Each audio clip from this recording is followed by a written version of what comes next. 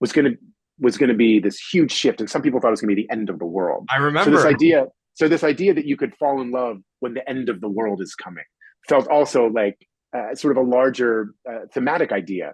Would you still do it if you knew that everything was going to end? It's great to really get someone to know them front, back, and inside out. That's when you can really trust someone to understand what you are all about.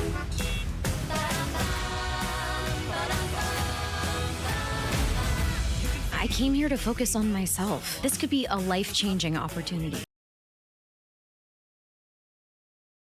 Hey, Jim. Hey, Thomas, how's it going? Very well, thank you. Thanks for making time today. Oh, yeah. Late flight from LA to Chicago, and I had to make it to talk to you. You did it. Awesome. I'm going to jump into it right away. I'm curious about the show and its concept of 1999. What specifically about that year that we get the story here? Oh, I'm happy you asked that. One of the things that this show is about is how do you get to know somebody? And what we know is in 2023 or 2022, when we were shooting it, the way you get to know someone is quite different than it was 20 years ago. So we wanted to set it at a time where to find out who somebody was, you had to go and meet that person. You had to be with that person. You had to spend time with that person. You couldn't swipe. You couldn't read a profile. You couldn't learn all of these things. You couldn't Google. You couldn't jet GPT. Like you couldn't do any of those things about the person. You had to go and have a coffee or take a walk or go to a movie. So that was really important for us. And we thought we could set it in 1999, which felt sort of distant enough where all of the emotions and the sound of the show could be specific and still feel absolutely like today.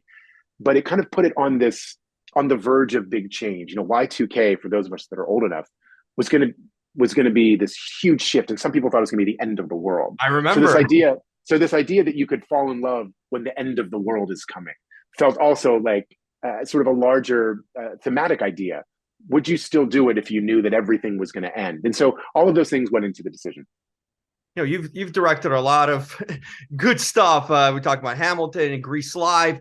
In what ways was this a different kind of turn for you? And in what ways maybe there were similarities to that for you directing this? Because obviously the flow of the story is different.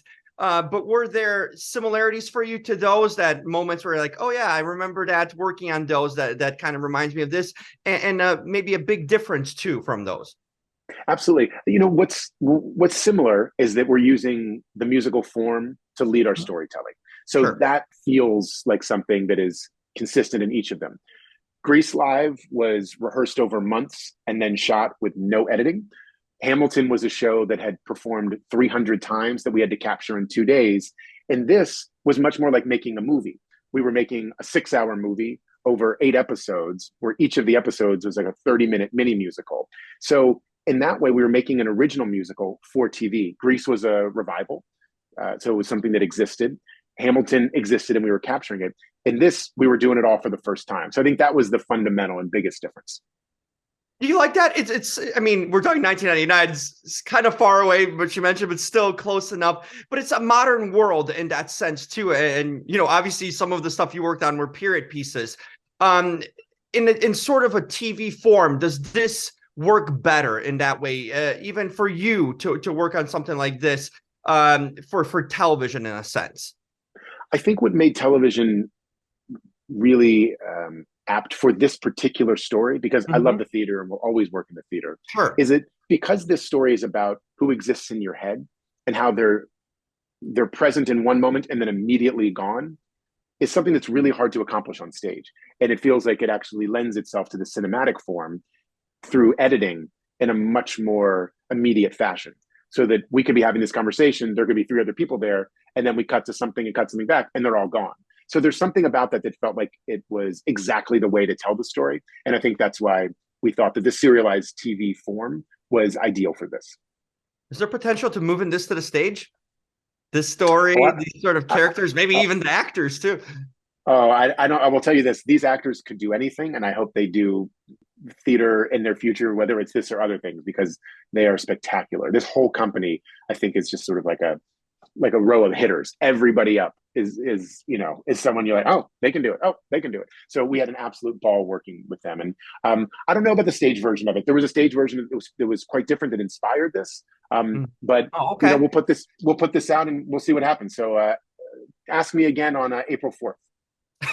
Sounds good. I think I'll follow up with that. And finally, is there more to the story that you could tell, aside from the episodes that we get here in this season? This is the story thus far. So this is everything that we had. We sort of put it in, and hopefully people like it and we get a chance to do another season. Sounds good. I'm looking forward to it, Thomas. Thanks a lot for taking the time to talk to me. Appreciate it. Thanks, Jim.